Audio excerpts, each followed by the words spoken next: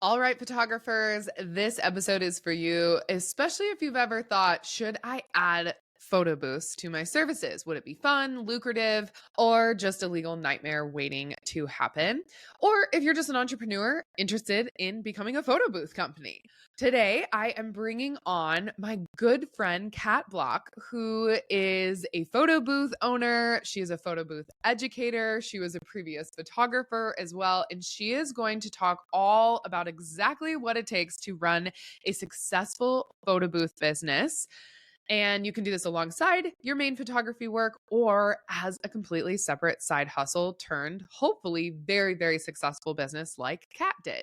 So we are talking all kinds of contract logistics, equipment things and needs, team management, what to absolutely include in your photo booth rental terms, some of the horror stories she has faced with her photo booth clients, and some things about onboarding that she has learned from hiring various team members, and then why you need to treat a photo booth business like a totally separate service and not just an add-on. So Kat has been there, she's done that, and she is going to break all of it down for you.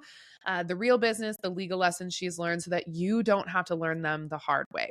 And I'm very, very happy that Kat was able to come on. She has been a really lovely colleague in my mastermind that I have been a part of the past 8 months.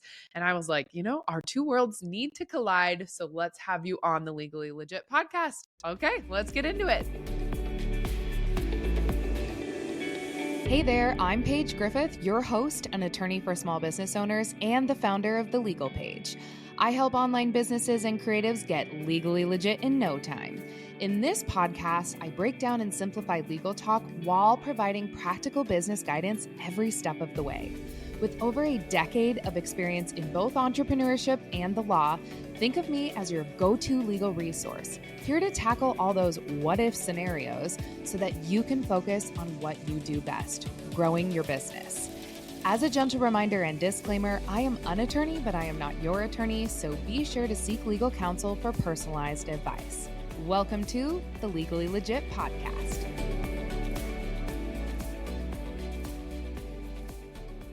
You guys, I am here with Catalina Bloch. Kat started her creative career as a wedding photographer. We're both prior wedding photographers, so that's going to be a fun discussion. And then Kat quickly pivoted to offering styled photo booths and grew that business to 6 figures in just over a year and then 7 figures. And her and I were in Jasmine Star's mastermind together these past 7-8 months. And it has just been a true joy getting to know you. I was like, Kat, we need to have you on the podcast. And then she gave me some legal tea and stories. And I was like, oh, we got to press record. So she is here to talk today all about building a photo booth business, legal experiences that she's faced or at least heard of because she has a community of photo booth business owners. And then she's going to give you some really good general advice on growing and scaling your business. So Kat, welcome. Thank you so much for having me. I'm so excited. Me too. All right. I gave your intro from my perspective. Give your own intro now to everybody. For sure. No, thank you for that. So I started as a wedding photographer. I was working full-time in insurance and it was sucking my soul. And I knew I wanted to be creative. So I had started, like many photographers, doing it as a side hustle. I worked as a second shooter for years. I did all the workshops, all that, you name it. Back then it was like Jose Villa workshops and Joy Thigpen. I was in all of those. And so I went in going, I'm going to be, a top wedding photographer. Turns out I didn't like doing the weddings. It was too much pressure and the pay just was not there for me. I've tried so hard to get to that high 5-figure, point, but it just wasn't clicking. And so I went to WPPI going, okay, I need to figure it out. I need to go where the great people are doing these talks and all this stuff. But I was pretty broke back then. And so 3 of my friends, we got a room in Excalibur. It was $60 a night. And we, I know, right? Back in the day when that was all right for us to do. Yeah, we'll sleep anywhere. Yeah. It's oh man, that hotel, every time I smell Axe body spray, I just instantly get taken back there. So Well, We WPPI was just at the Rio, and I'm like, oh, I've got some really bad hotel room stories, but I won't get into that here anyway. I heard. Solidarity, my friend, from WPPI. I heard. Well, maybe I'll experience it with you next year. So I went there and I did all the talks and whatever, but then I came across this photo booth from Photo Booth Supply Co. And it stopped me in my tracks. I hated photo booths, for the record. You wouldn't catch me dead in one before. I was like, get that thing away from me. I always found them to be so tacky and the photo quality was just awful. And they would give you this like horribly designed print that wasn't even aligned. And like the color quality was just brutal. So I hated them. But then this one, I was like, this is a portable studio. And something in my head clicked. Right. And I called my husband and I'm like, I know we don't have money, but I want to buy this $9,000 photo booth. And that's US. Remember, I'm in Canada. So that's significantly more. A little more. Yeah. I was too old to have this probably, but I had an emergency credit card from my parents, which was a Limitless American Express. And I was like, you know what? The bill doesn't come for like 30 days. I have 30 days to pay it off and explain to my parents that I am going to give them this money back. So I did that. Little did I know, I guess my mother had come into the 21st century and started getting email notifications about big purchases. So I had to explain myself. However, it worked out really well. First investor. Yeah. I came back home and I just went hardcore on email, on my website, on doing socials, on launching the business, even though I had nothing. I just started like telling everyone I have this photo booth. This is like how much it is. And this is what I'm doing. Like I just started marketing like crazy and it got booked. Like we did over 6 figures I say it's like a year and a half because I bought the photo booth in February. I didn't get it for like 8 weeks. So technically from the day I bought it, it was a year and a half to start making 6 figures.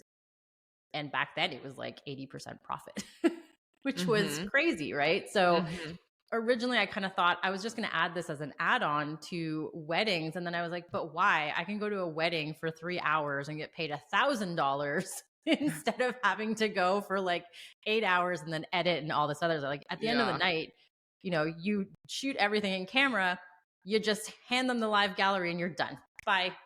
Thank you. So yeah, I loved it so much. And then after 3 years, I quit my full-time job. I started hiring staff.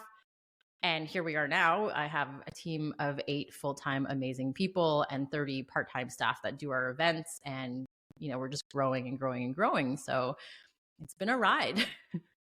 Yeah, you ended that way quicker. So we're going to get into all of those nuances here in a second. But just your story is such a testament to people like trying something, giving it your all, and going all in and making it work and having this, beautiful story to tell from that.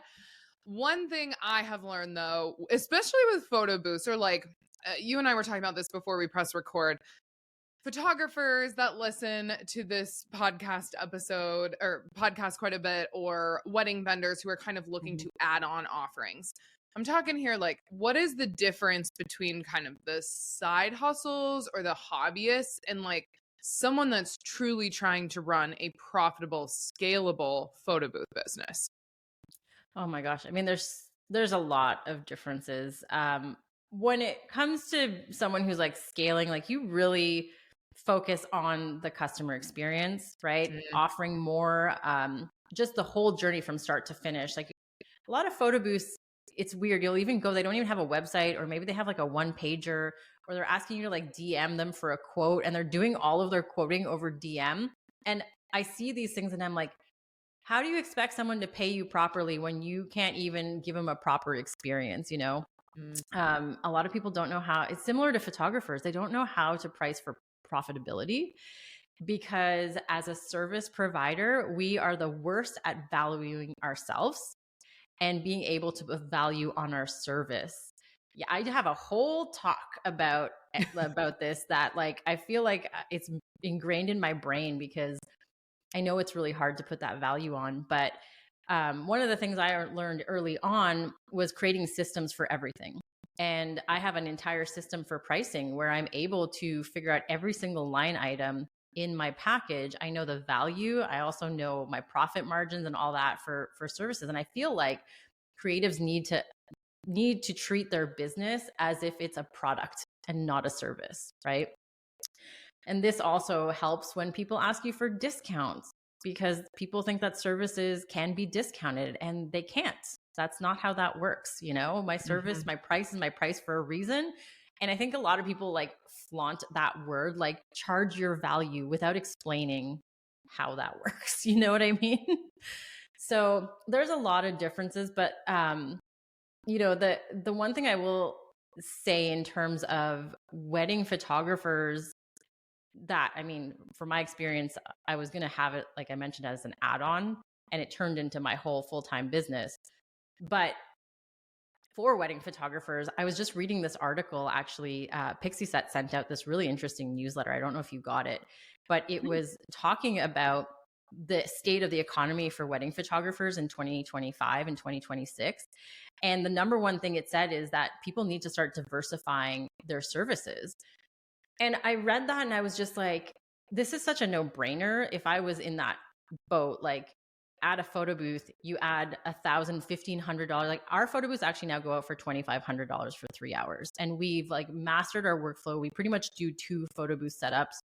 Well, really 3. And one of them is actually a portrait lounge style, which is so hot right now, right? That one actually goes for $4,000 for 3 hours. So it's like, there are times where, we're making similar to what the wedding photographers are making, and we have no stress for it either. So no work post-event. Yeah, literally none. And I feel like we provide instant gratification because we're handing the prints out to people on site, and like their faces light up. Like, I said this to you guys, but when we saw each other in person, a couple of you guys had your photos in your journals, and from the first time we met, and I was just like, oh, that makes me so happy. And how many other people do that with their photo booth photos? So yeah, it's such a interesting business to be in from the wedding side of things, that I feel is so low-key underrated right now in the industry. And it's like silently creeping up right now. Yeah, I love photo booths. It's one of my favorite experiences at any event. I am such a person that will be the first one to jump in one, and then I'll bring all my friends and take photos. But yes, I still have my photo. It sits like right where like my rings are, and like where I'm getting ready in the morning. So I see it of our mastermind gals every single day, and it just brings me joy. So thank you. And then also I just wanted to like kind of clarify here what I was hearing from you. So like the difference between a hobbyist and a professional and a profitable business owner, to me, you were like, zone in on client experience, make it number one priority. And at the same time, look at your numbers and price for profit. And the third thing that I loved that you weaved in there is like being willing to pivot and add on offerings and change things as a business owner as the times change. Don't stay stagnant. And I love that. Those are 3 really, really good tips. What are kind of the most common mistakes then that you see newer photo booth entrepreneurs making, especially kind of when they start trying to book their first few events? Because I'm guessing you have a lot more overhead than a photographer. I mean, photographers, we've got expensive cameras, but 9,000 that you just said, and that was probably back when it was 9,000.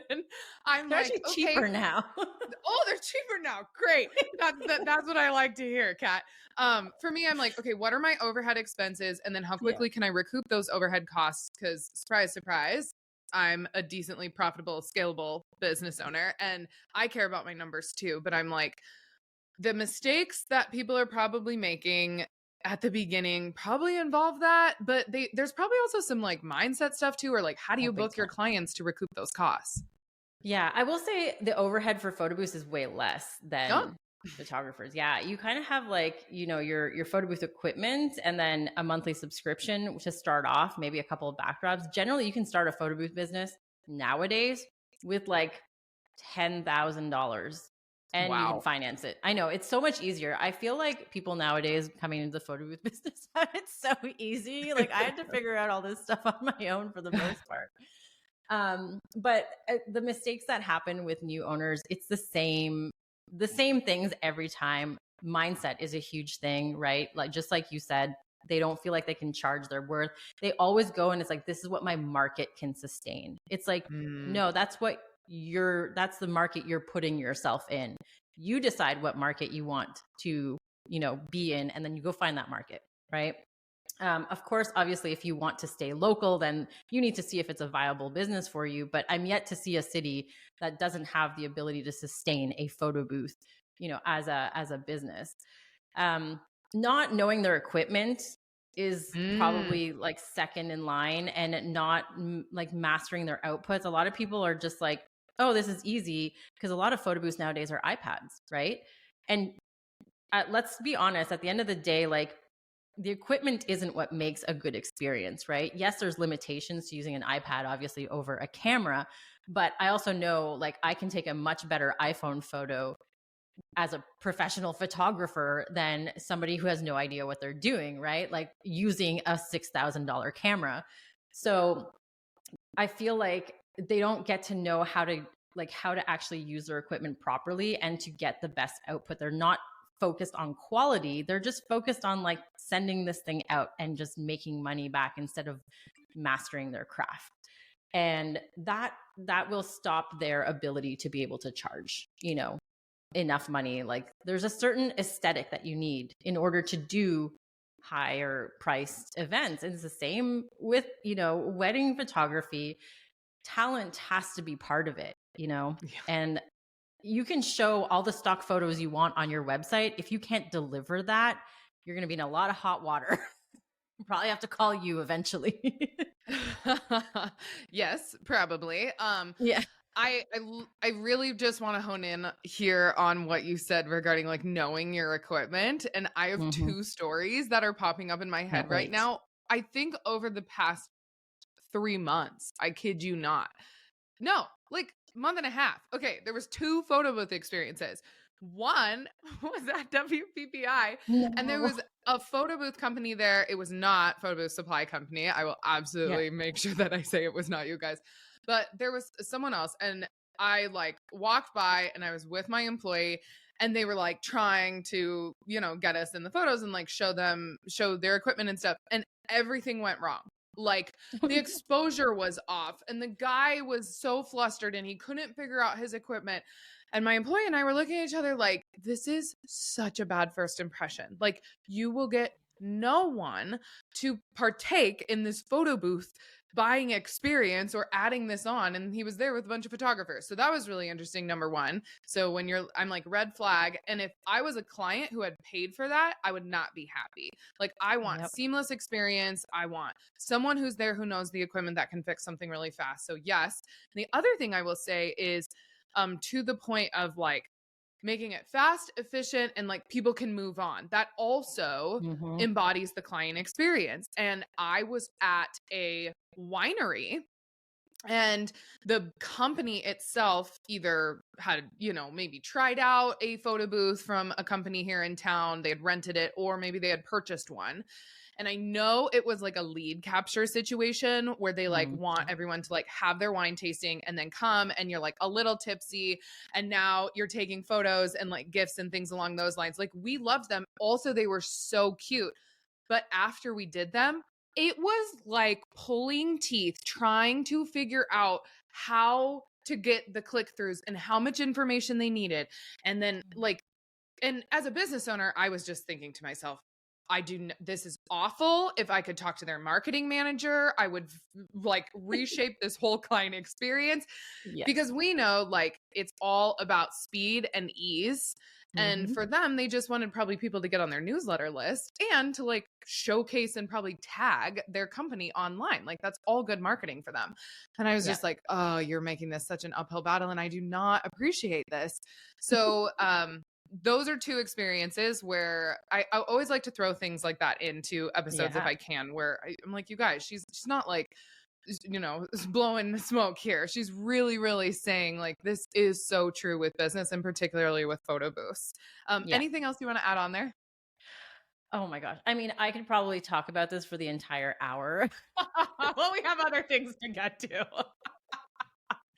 But those are definitely the top things by far that I'm seeing. And it's so easily avoidable because I can tell you that right now, like most of the companies that you buy photo booths from, and definitely Photo Booth Supply Co., because I have a large part in helping them with, that experience, the education and stuff too.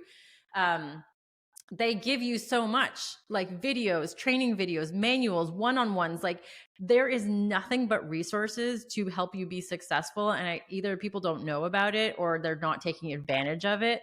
But like, it's so much easier nowadays. Yeah. And such a low barrier to entry to be like, okay, you can get experienced and get your knowledge base there super, super quickly and easily. And then you can charge what you're worth at that time. And it's not like, in my experience, like a photographer, you do have kind of this starting period where I don't think you necessarily fully understand your equipment and lighting and lens choice and composition, and like that takes time. It's a little different with photo booths because it is pretty like, sorry, I don't know why that was beeping. It is a little different with photo booths because you can just get all of that set up to begin with and then charge the amount that you want to charge.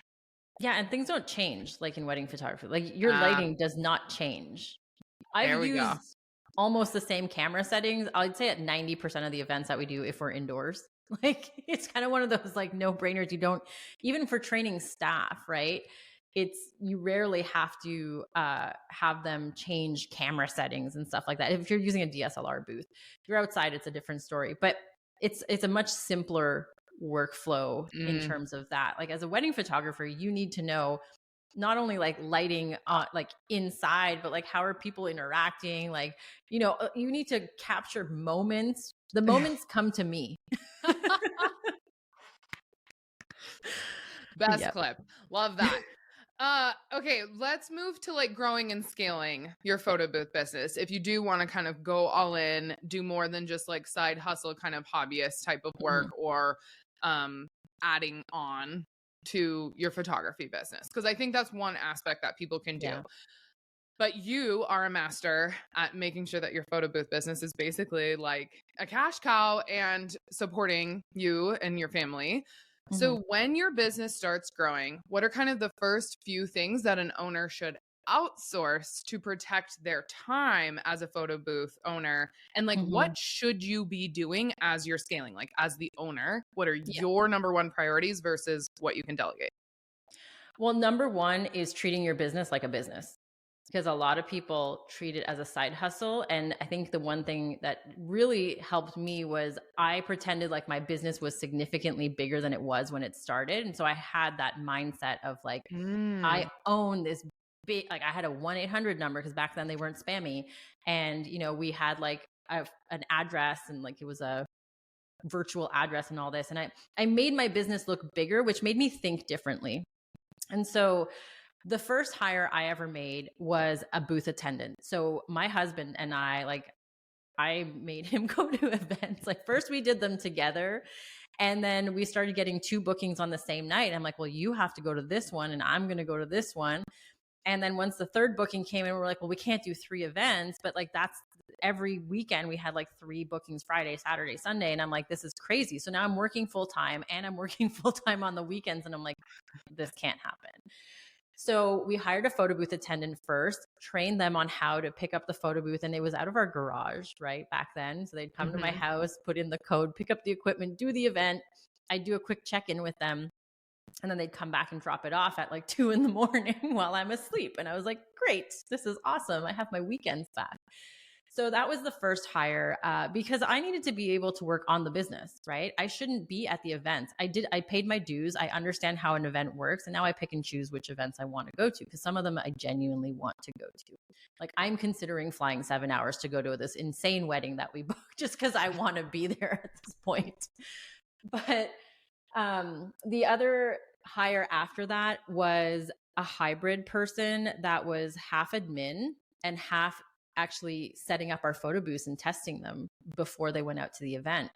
And that allowed me to work on marketing and making sure that we got more, like I didn't want to lose that momentum that we were having because we were constantly growing and growing and growing. Like The first couple of years we were growing by like 50 to 60,000. And then once we hit about 250 in revenue, we're growing by about 100,000 every single year.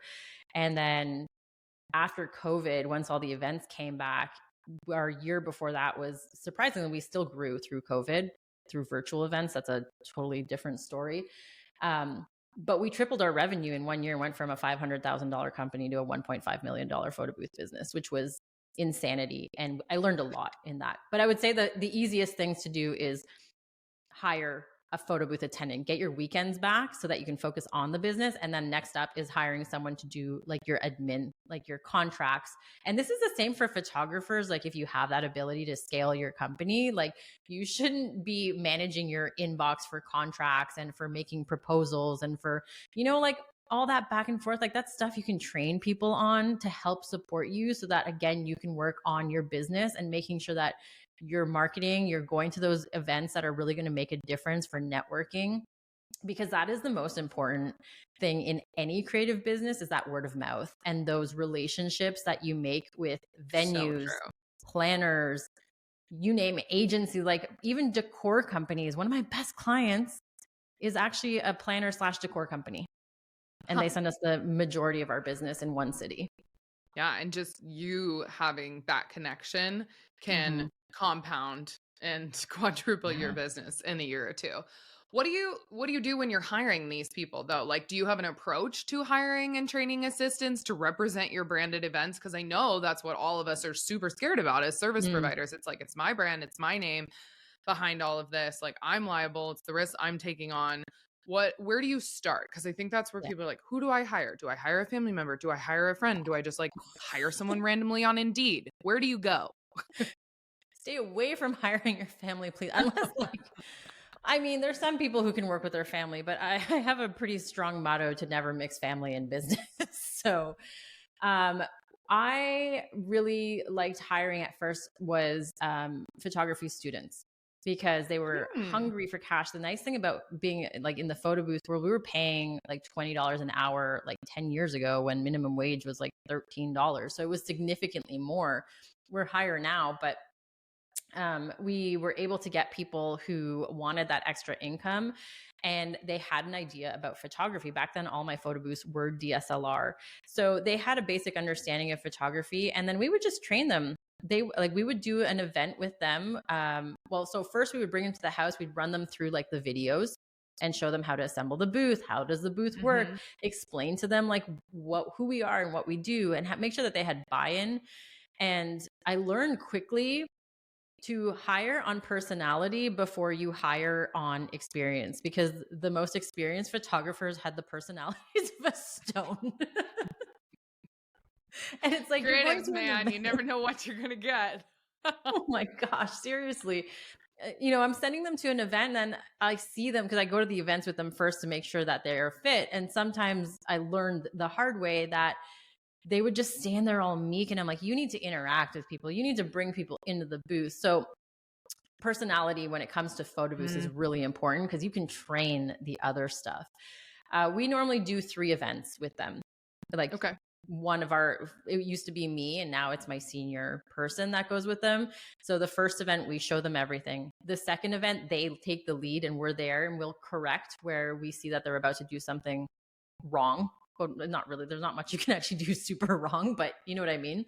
Yeah. And then the third event, they're on their own. They have to actually ask us if they need help or if they're lost. They have to initiate it with us so that it makes them think a little bit more before they actually ask about it.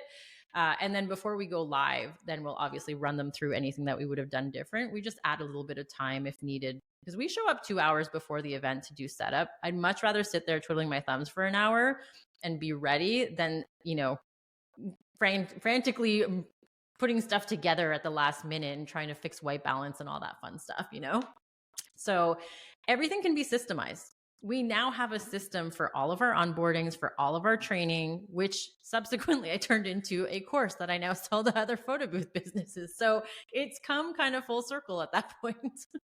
Yeah, I'm really glad though that you said like take the time to onboard the right way. And you Hmm. do. I always say when you're like bringing someone on, whether you're your assistant or they're going to be the face of like your brand in some respect, maybe not Yeah. like you, but they're taking on some aspect of the business for you.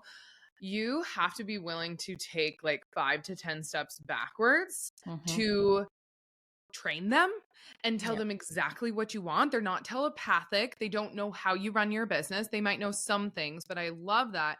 Definitely make sure they're a good fit, morals, ethics, values, personality wise for what you want Yeah. them to do because you can that is such like a learned skill that can easily be taught on how to Hmm. run a photo booth. But you can't train on like you said like bringing people in and like being charismatic. So Yeah. I wholeheartedly agree with you, and that is definitely something I do as a leader and mentor is making sure that I put in the time and block out the time on my calendar to make sure that I onboard them, or you're just kind of like leaving them high and dry to Yeah. not succeed to the best of their ability. Yeah. The one thing I learned early on is that a lot of times when somebody fails, I now ask myself, like, was there something I could have done more? Is there something wrong in our system that I could have set this person up for success? And if that answer, if I see a hole that is significant enough, then I usually will be like, this was my fault. And then I talk to them about it and say, this is what happened. I'm sorry that like I didn't prepare you enough for this. And I think a lot of it has to be like a lot of leadership comes from ownership. And I am not the perfect leader. Trust me, I am still learning in so many ways. It's an ongoing Um, thing. yeah, it's hard. Being a leader is really hard because like we're so passionate as creatives, and I always think of like the devil wears Prada. Like she was so set in her ways and I'm like, please don't be the devil wears Prada lady. Like that is like who I don't want to be. And No Meryl sometimes Streep here. yeah, I'll take all of the outfits, but I just don't want the personality of that. So I think, we have to set up, like you said, our employees to succeed and be better. They should be better than us. You know what I mean? Mhm. Like at this point, my core staff that do events are way better than me at doing events. So, and I love seeing that. I And then love seeing that passion. systemizing and Yeah. automating the process as much as possible so you Yes. can be fully out of it, learning from past experiences. Yes, Hmm. yes, yes, and yes. Um, and then also, I'm just going to throw in here, you guys, you know that I'm going to be the lawyer in this discussion. Like, also part of that onboarding process is having like really solid independent contractor agreements if you are Yeah. hiring them as contractors or employment agreements, because a lot of these types of situations could kind of be an employer employee situation, Yeah. and kind of making sure that they're onboarded logistically and legally the right way, whichever path you Hmm. take, and have them sign an agreement like scope of work, what that looks like, so there's just no ifs ands or buts about it. And you got to set those expectations from the beginning with any worker that comes onto your team. It's the biggest mistake that I see people making when they start outsourcing and delegating is you just forget the legal step. And Yep. Kat, I'm sure you've learned along the way and added things into your contract. Is there like anything in particular that's coming to mind when we talk about that? So many things. The biggest one for us was like kilometer reimbursement, for example, was a big Ah. one Mhm. that I didn't take into consideration at first because we were paying so much. I was just like, I'm paying you, the requirement in the contract was that you have a car. It's assumed, I'm assuming that you understand you're going to need to use your car to take you to the job, right? But the difference here is that they're transporting my equipment, Mhm. right? And so at that point they're no longer driving to work, right? It's not like you don't get paid to drive to work, but if I have equipment in my car that I'm taking for the company, that's different, right? Yep. And so that was something I had to learn, and we changed that. So now we do like pay out kilometers.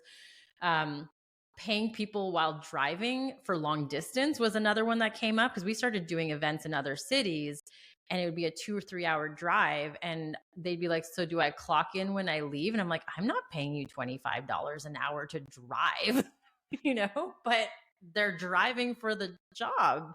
So we came up with a fair wage for driving versus when they're actually, doing an event. But these are all, again, all things that you need to put into your contract that they have to use. Like, yes, I am asking you if you have a car, but guess what? You have to use that car. I'm not going to give you a car, right? And Mm-hmm. what I'm going to be providing you in terms of compensation for that, the expectations too. So we had contractors at first. We use like photographers. I'm in Canada, so the legalities of contractors versus full time. I fully understand the American way of doing it. It's really complex in some states too, but for us it's a bit simpler. So we had contractors at first, and it was even, I feel like it was more complicated when we were doing the contractors, because you literally have to write everything. Like you need to show up to the event on time. Quality of work delivery had to be something that we put in there as well.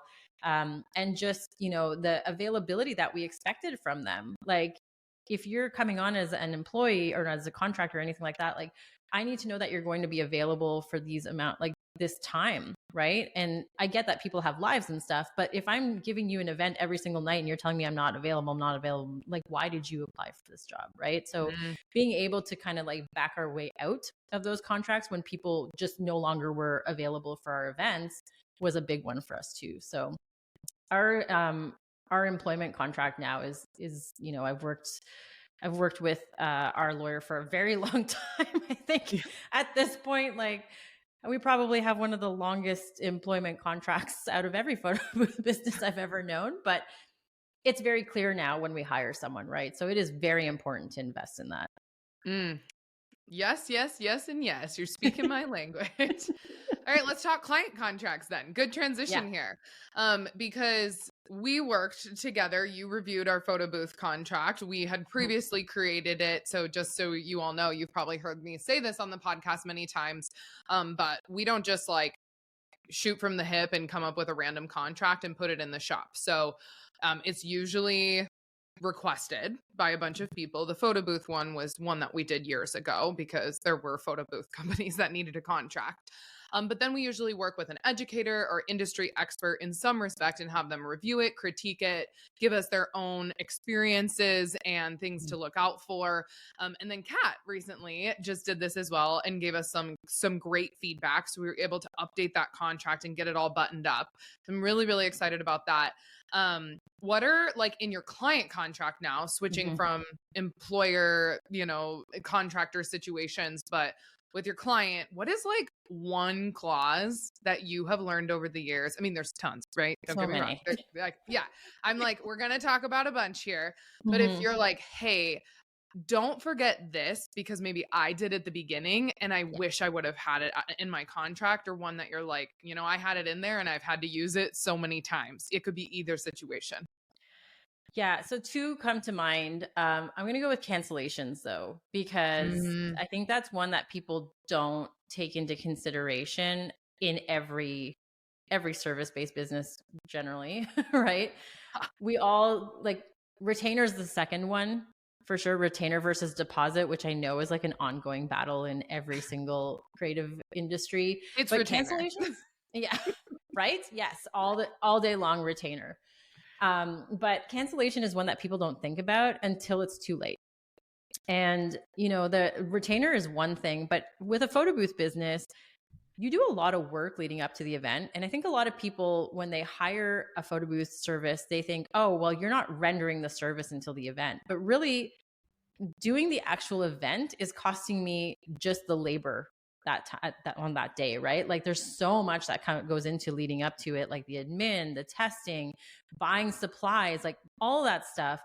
And so when you don't have a cancellation clause really well worded in your contract, you end up not getting paid for all of that work, right? Sure, maybe you can keep your retainer, but did you even charge enough as a retainer? And that's another thing. Like people are like, $100 retainer, that is not enough.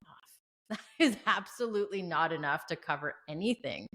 So cancellation contract is really important. Like up to what date can they cancel? How much can they get back? This is one that we've revised 100 times over at this point. Or even like a reschedule clause in there too. Like maybe they're not canceling. Some people, might just want to move the date, especially for photo booths, not necessarily on weddings, but it happens. I mean, we all saw that in COVID, right? Yep. I think that's where we all learned about cancellation contracts. And all that fun stuff. But that's the biggest one that I see people not paying attention to. And until it happens, and then what should I do? Should I refund all the money? It's like, well, what's your contract say? Because you're kind of bound to that. Yeah. Okay. I'm going to speak a little bit more to cancellation clauses. So I suggest you always have two. There's one cancellation by client clause, and that's the one Kat's talking about here. It's like when a voluntary cancellation occurs by a client, they're deciding themselves that they want to cancel. When can they do that by where no other like payments are due? How do they need to notify you? What happens in terms of a cancellation?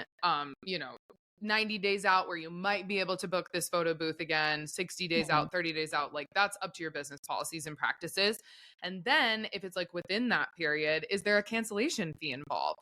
Those are becoming more and more common that you're going to see in contracts nowadays, to be kind of fairly compensated for the opportunity cost of you not being able to book that day or that specific time period again. That always aligns with your fee and retainer clause, right? Because you have kind of a non-refundable, non-transferable retainer. And like in any type of service-based contracts like this, your fee and retainer clause is always number one. Like people want to know what they're paying you and how much and when it's due. Yep. And then they want to know like if I need to cancel or I need to reschedule. So those two, cancellation by client, rescheduling by client clauses, usually come right after that. And you hit the nail on the head there. It's right after COVID. Clients are getting smarter. Now everybody has laser beam focus on cancellations and reschedulings.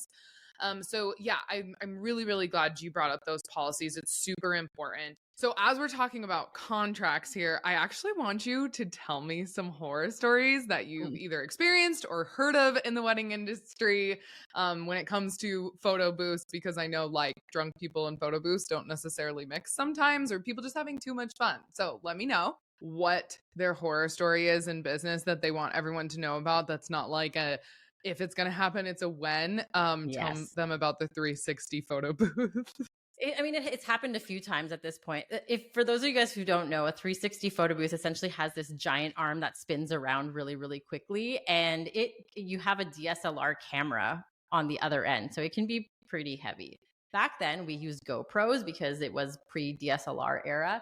And drunk people and moving arm do not generally tend to work well together. So we have signs everywhere about, stay on the platform. You're responsible for yourself on this photo booth, all that kind of stuff. We talk to people about it. We say, don't get off until the photo booth arm is done. Usually what happens is you get 3 or 4 people on the base and someone starts dancing. Somebody hip checks somebody else. They go flying off of the booth just as the arm's coming. So this happened at this one event. It's happened a couple of times, but this one in particular, the poor person actually stepped off herself. At this point, she wasn't like necessarily pushed, and it hit her right in the face and just like blood.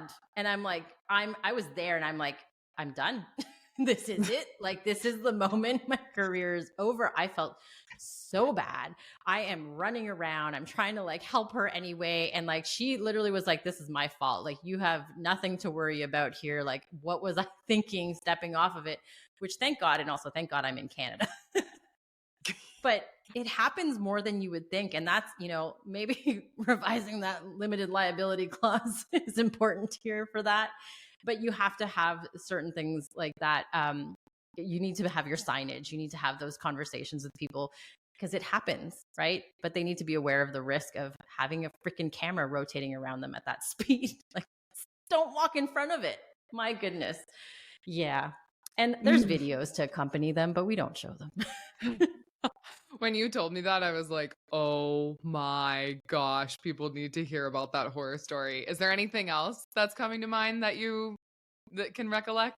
I mean, we've had people fall through the backdrop. So like, I don't know why they think that this piece of fabric is something that they can lean up against, and it's tension fabric, right? And so the culprit is alcohol 9 times out of 10. But they get right. yeah, it's like they have to be up against the wall and then they lean against it. And we've had people fall through it completely. Like we had one girl when we had velvet curtains and she was so drunk. She tried to lean on the velvet curtain and there was nothing behind it except for boxes. And she just went right through the backdrop, legs up in the air, like wine in the air, like, comic feet in the air. And she couldn't stop laughing. And I'm just like, you broke my goddamn backdrop. Not to mention she's like crushing a bunch of my equipment in the back. And I'm like, okay. Yeah. All things to get buttoned up with your contract language, my friends. Right? Yeah. Oh my gosh. We could talk about this stuff for all day long. We totally could. Okay. Before I ask her a couple other questions about contracts, pretend like you are a photo booth business right now, or you're interested in doing it. I'm going to just give you a quick checklist of the ones that I also suggest that you have, that when my legal team and I went back to our contract, we tightened up the language a little bit more because of Cat's feedback and other people in the photo booth industry and what they've experienced. So one of the ones that I have noticed is like a client's responsibility clause in photo booth contracts. So like you have to hold the client accountable for space and access to the space. And sometimes they don't think about that because you don't tell them, and it's not in your written policies that you're required to have X and X like electrical outlets Power. and like power. You need power. And what that looks like, and making sure that it's covered if like there's the possibility of, weather implications there with power. So setup conditions, timely communication as well. Like client responsibilities are also very, very important. The other one is a customized photo booth screen design clause. So I'm sure you know what I'm talking about here, Kat. And I'm going to run through these and then you can add in some that you've noticed. Is like details here on how and when the screen design will be finalized and approved. Because a lot of times what you can do to kind of up level your client experience is be like, okay, you're a corporation, I'm like add like 3 different screen options for you and we can use them at various times throughout your event or something along those lines. Like that's so cool. But like, have they finalized those? Who owns those screen designs? What is the approval process there? Very important. So that coincides with like copyright, intellectual property clauses in your contract. Then delivery of images and image storage clauses. So kind of similar to photographers. Like people forget about this. Oh, and Kat, I would love for you to speak to this. Like they think they just get all the photos and then it's over. But what happens if like their link doesn't work, or like what happens if your cloud storage goes out? I would love to hear from you on that, but all of that needs to be involved in, your contract and setting those expectations from the get-go. The last one that I also travel fee clause, that's, you touched on that too in a similar manner with like your workers, but you should be paid and compensated for extensive travel time too from your clients. Like that's your time and energy. So your company should be compensated fairly for that. Confirmation of like what that event schedule is looking like making sure that you're doubling down on that confirmation of schedule all like so many times, getting the approval of when you need to be there, when you're going to leave, what would happen if they ask for additional idle time of your photo booth at the event, things like that. And then the model release clause. This is the last one I wanted to touch on. And then Kat, you can go with everything that I just mentioned. But when my team and I were looking at the model release clause, it was very, very interesting because we were like, well, the client can't like release everyone. And so it's probably up to the photo booth to have adequate policies in place, like whether that's just like signage or whether they're just like checking the box that everyone knows they're kind of checking with a model release for you to be able to use their image and likeness in your own marketing and advertising, like the client or clients, if you're like, say at a wedding, like the spouses can't sign off for everyone. And they can sign off for themselves. So you kind of need like a dual model release clause that says, yes, you can use all images of me and whomever's signing the contract, usually both spouses or like sometimes it's a corporation's agent, And then you want to make sure that you are liable, and your clients know that for getting, whatever proper model releases need to be in place. So those are the ones that I also highly recommend specific to photo booths. Anything you want to add on, or things that are sparking or jogging your memory here? Just adding on to the one about the client requirements, one that we put in a long time ago, which seems like a no-brainer, is parking. There's so many times that we've shown up to an event and there's actually no parking. And of course we do Google Maps and all that kind of stuff, but when you're going as a vendor and you need to unload and do all this other stuff, like you need to be able to have access to the building and be able to, park your car somewhere afterwards. And there's been a couple of times where we've gone to a venue, their parking lots under construction and the closest parking is like 2 to 3 blocks away. So we want the client to be like, hey, heads up, this is under construction. At this point now, we know enough about every venue, but it was one that caught us off guard quite a few times at the beginning, because you have a lot more equipment as a photo booth than you do as a photographer, right? As a photographer, you have your camera bag, maybe it's got wheels and that's great. You can like wheel it 2 blocks that you're supposed to be mobile. But when I have like 40, 50 pound crates on a cart, like I do not want to be pushing those 2 or 3 streets over. The other one is also like the harassment clause in there, like the safe environment. We deal with a lot of drunk people and women. Oh, and particularly at the photo booth, like later in the evening. Yes. I mean, we have this in our contracts, but very different kind of than like a service provider throughout the day. Yeah, there's been times where we've actually told our attendants, like, if you ever feel uncomfortable because somebody won't leave you alone, or like that they just want, like, they'll come up and be like, take a picture with me, like, and they just won't leave you alone. Like, I want my people to feel safe as well. And we don't want them in that kind of situation. So we have it in there that like, if something happens where they don't feel safe, they're being harassed, and I've heard some horror stories, not like we've been, knock on wood, haven't had anything like this happen, but I've definitely seen some horror stories from, some other photo booth people who they wouldn't let them go. Like they're trying to say like, I've paid for you to be here. It's like, you didn't pay for me. Like you paid for my photo booth, you have to do this and that. And it's like, that's not how this works. So being able to like leave an unsafe situation is, especially nowadays, but yeah, we deal with very drunk people at the end of the night. And so that's an important one. I'm trying to think of like, our contract is crazy at this point. What about like the differences between weddings and events, like corporate events versus weddings? Like, do you have 2 different contracts for those instances? What are some things that people can kind of be aware of when it comes to that? So we used to, I will say, like, my business is very different than most photo booths. So like when we were like coming up, we had one contract for corporate and one for weddings, mostly because for weddings, we wanted both the couples to sign the contract to make it so that like, they knew what was happening. But then we started running into issues where mom or mothers were the ones buying the photo booth. And I'm like, dear God. So anyways, we had a wedding contract that was different because it had the couple instead of, just one signing party. And it also outlined things differently. Like can one person cancel it? Do both of them need to, like all that kind of stuff. And then for corporate, we had different things because obviously like it's not the person signing the contract doesn't own the corporation normally, and so we had to have different clauses there about corporate events and what that entails too, especially if we're dealing with a planner and all that kind of stuff. So now we have more of a statement of work clause that is outlined in our contract. But at one point we did have totally separate ones. It's also different too, because a lot of people think that photo booths are only for like one-off events, but similar to the one that you experienced at that winery, that's considered a long-term installation if they're hiring it from another company, which we do a lot of those. And that's a totally different contract altogether. That's another podcast.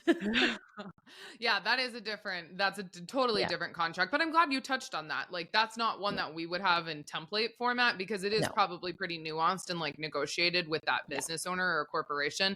You'd have a base contract to work off of.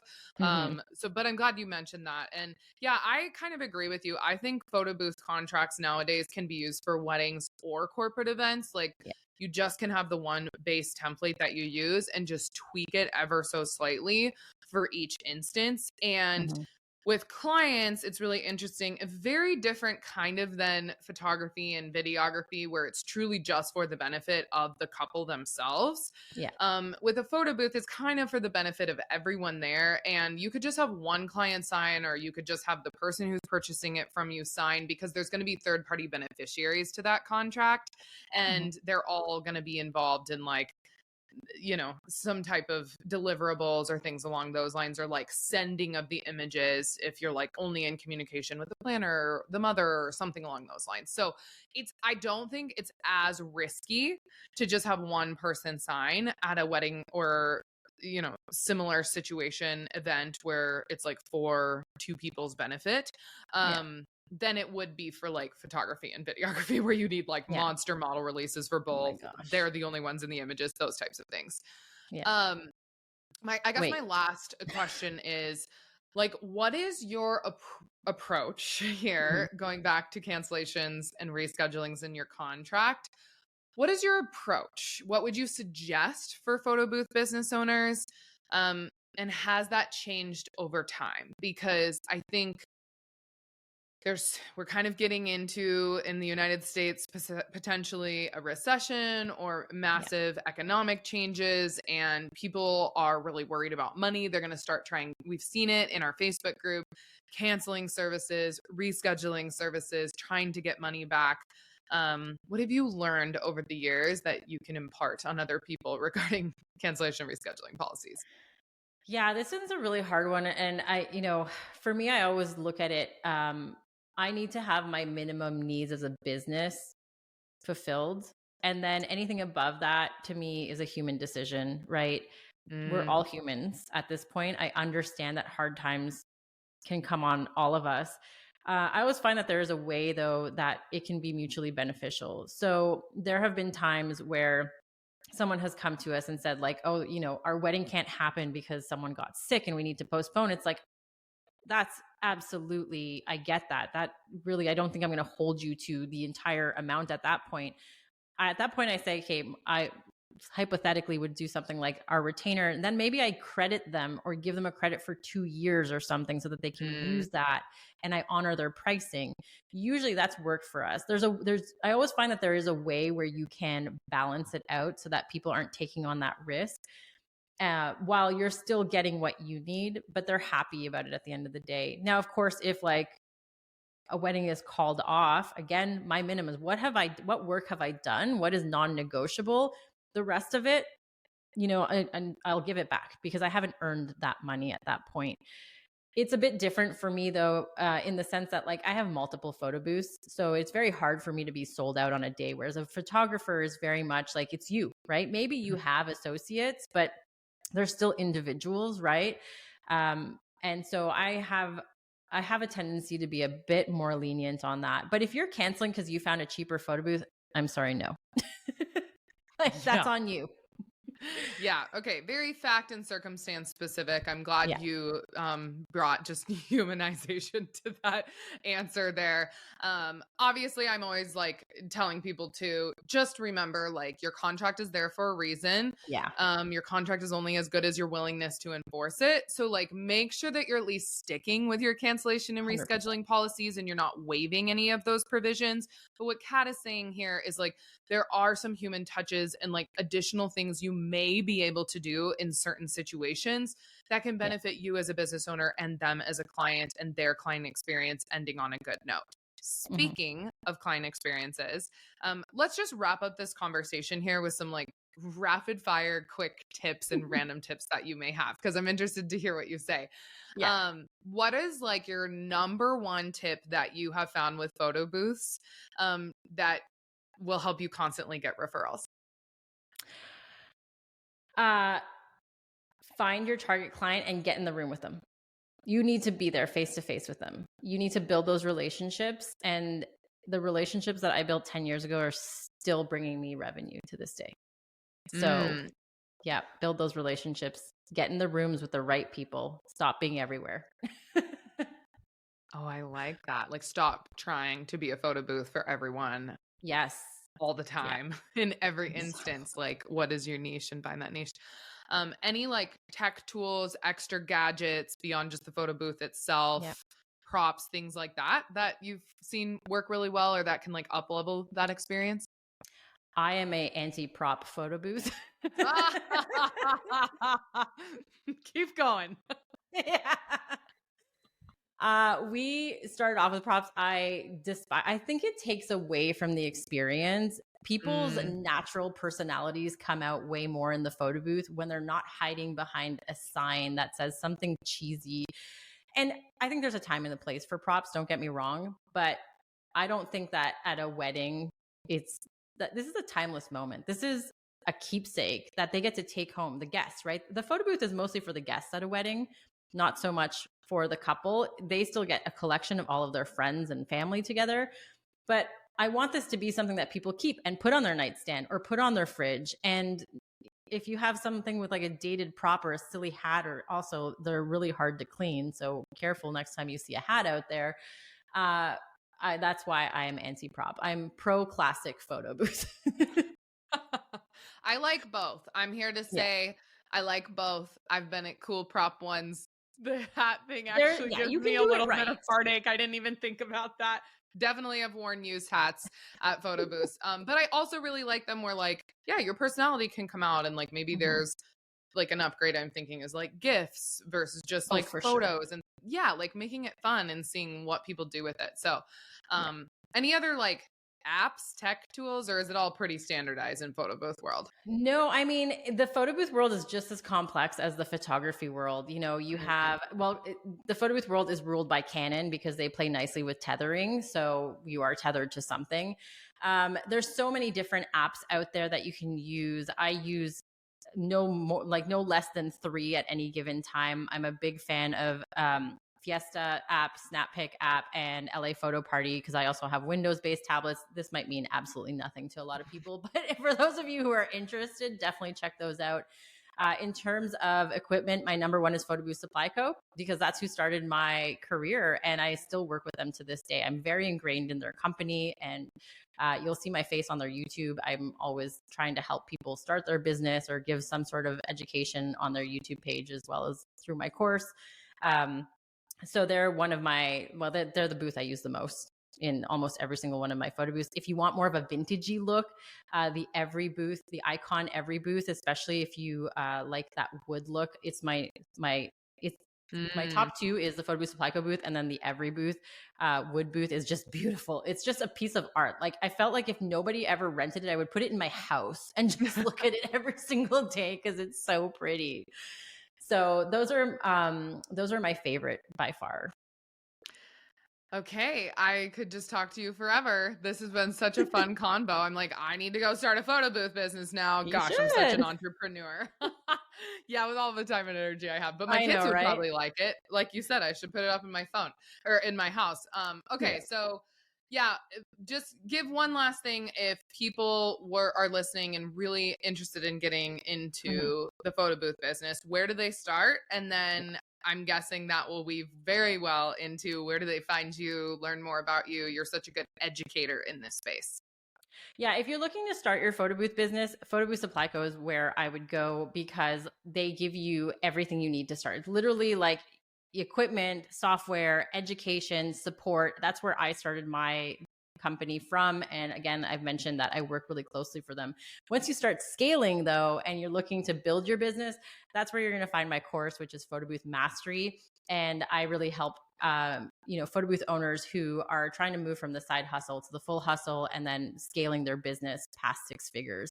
And so that's really where I spend my time. So at Photo Booth Supply Co, if you're starting, at Photo Booth Mastery once you start scaling, but even start watching me now because I give out a lot of free tips and tricks, and I'm, freakishly dedicated to the photo booth industry. It is my life.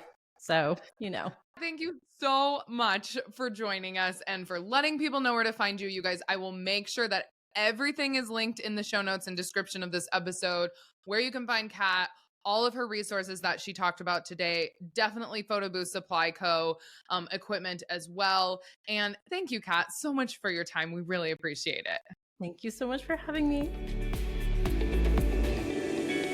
Thank you so much for tuning in to today's show. Be sure to visit thelegalpage.com for contract templates, blogs, and additional legal resources. If you found this episode helpful, please share it with a friend or on Instagram with your favorite takeaway, and make sure you tag me at The Legal Page. Sharing is one of the best ways you can support the show. And if you've been tuning in for a while and you are finding value in these episodes, it would mean the world to me if you popped over to Apple Podcasts or Spotify and left a rating and review. Hearing your feedback absolutely inspires me to continue creating podcast content. Lastly, you can join my free Facebook group at tlpfacebook.com, and this is where you'll get access to me, my legal team, and thousands of other entrepreneurs for unlimited business and legal Q&A. Until next time, my friend.